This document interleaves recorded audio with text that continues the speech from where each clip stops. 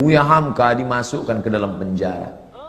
Naik tapak kaki sepatu ke atas meja. Buya Hamka duduk. Ditunjuk dengan telunjuk hina. Hei Hamka, pengkhianat negara, mau menjual NKRI ke Malaysia. Sampai terlintas di hati Buya Hamka, nampaknya pisau silet di tepi penjara. Hamka ambil pisau silet itu, potong saja ke tangan. Tak ada gunanya kau hidup. Di Maninjau kau bergelar datuk, di Masjid Al-Azhar kau bergelar buya, doktor dari Al-Azhar. Tak ada gunanya kau hidup dihina. Itu saking sakitnya hati Buya Hamka, dituliskannya dalam buku Tasawuf Modern. Beli Tasawuf Modern. Buya Hamka ketika mau meninggal minta bawakan, nak tolong ambilkan Tasawuf Modern, aku mau mengenang sakitnya di penjara. Waktu sakitku makin parah, kata Buya Hamka, dipindahkan aku ke rumah sakit hadiah dari pemerintah Rusia di Jakarta, namanya Rumah Sakit Persahabatan. Disitulah Buya Hamka sampai akhirnya PKI tumbang dan Buya Hamka keluar. Buya Hamka tetap berdakwah, jadi imam ceramah. Ketika dia sedang duduk di rumah, datanglah orang membawa secari kertas. Assalamualaikum Buya. Waalaikumsalam. Tolong baca kertasnya. Apa isinya? Kalau aku mati nanti, tolong yang menyolatkan jenazahku adalah Hamka. Yang menyiksa, yang memenjarakan Buya Hamka selama 4 tahun itu akhirnya mati. Saya waktu itu penasaran, mau tak Buya Hamka ini? Mau tak? Mau Buya Hamka. Di situ kesal saya tutup buku itu. Kok mau dia? Kok mau Buya Hamka? Andai saya lah itu disiksa orang saya, lalu datang utusannya, andai aku mati, tolong yang mengimamiku Ustadz Abdul Somad, cari Ustadz Abu. Aku tak mau, sampai mati takkan ku solatkan. Barulah saya sadar betapa lembutnya hati Buya Hamka, lunak.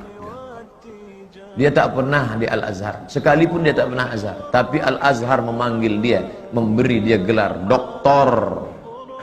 Tak pernah kuliah di Azhar. Ustadz Somad 4 tahun di Azhar, balik LC. Sadar diri, aku tak selevel. Hamka luar biasa. Difitnah, bersebar info seluruh Indonesia bahwa Hamka plagiator. Novelnya itu katanya diambil dari Al-Manfaluti, sastrawan Mesir. Ditulis di harian Lekra, PKI punya. Siapa yang memfitnah dia? Pramudia Anantatur, Pram. Buya tak melawan, diam. Akhirnya isu itu hilang, PKI jatuh, NKRI tetap tegak berdiri, dan tak lama sesudah itu datang perempuan bermata sipit dengan suaminya mu'alaf, mau masuk Islam. Assalamualaikum. Waalaikumsalam.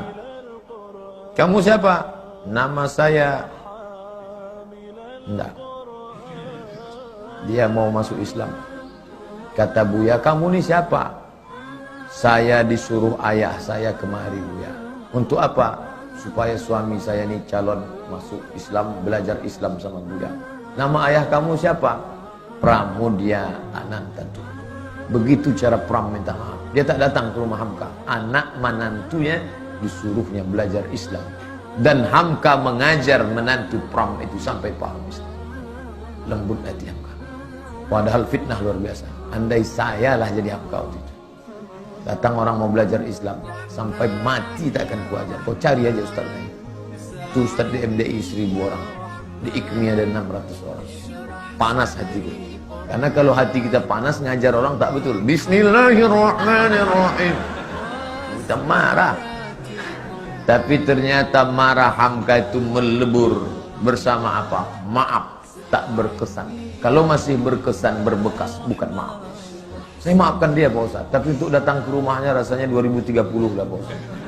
Belum. Itu belum maaf. Tak ada contoh. Nanti kalau saya sebutkan Nabi, orang, itu kan Nabi. Saya sebutkan Abu Bakar, itu kan Abu Bakar. Mana orang kita? Hamka, kurang awak mana dari Maninjau. Bisa dia memaafkan. Luar biasa Haji Abdul Malik. Tapi jangan bayangkan Hamka itu tak pemarah. Hamka itu pemarah. Waktu dia pergi haji naik kapal, berhentilah kapal di pelabuhan Padang.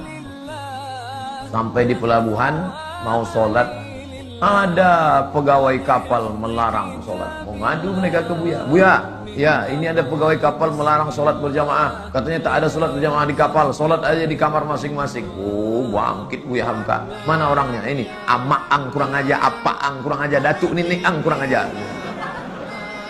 Itu asli, tak saya robah bahasanya. Buka buku judulnya Ayah, ditulis oleh Irfan Hamka. Dia ikut melaksanakan haji, naik kapal dan menengok Buya Hamka marah luar biasa.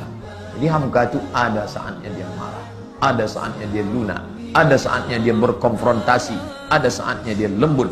Dalam masalah kunut subuh, lembut hati Buya Hamka. Diundang oleh orang NU di Jember, diangkatnya tangan, Allahumma hdina fi man hadain, amin. Orang semua tahu dia Muhammadiyah tak berkunut, tapi hatinya lunak menjaga persatuan umat. Tapi ketika diajak dia oleh HMI, oleh Himpunan Mahasiswa Indonesia untuk menyambut Paus Paulus, tak mau dia. Ayolah Buya, kita tunjukkan bahwa kita ini welcome terhadap Paus. Tidak. Kenapa Buya tak mau? Bagaimana aku bersalaman dengan orang yang sudah mengkristenisasikan anak bangsa? Tak mau dia. Begitu juga dengan fatwa Natal bersama. Buang itu fatwa. Ratu Alam Shah Prawira Negara tertekan karena presiden menteri mau Natal bersama. Cabut fatwa Natal. Atau Buya berhenti jadi ketua MUI. Lebih baik aku berhenti jadi ketua MUI daripada mencabut fatwa Natal bersama. Hamka keras berprinsip, tapi saat-saat memaafkan dia lunak. Kita ambil maaf Hamka di bulan Syawal yang penuh barakah.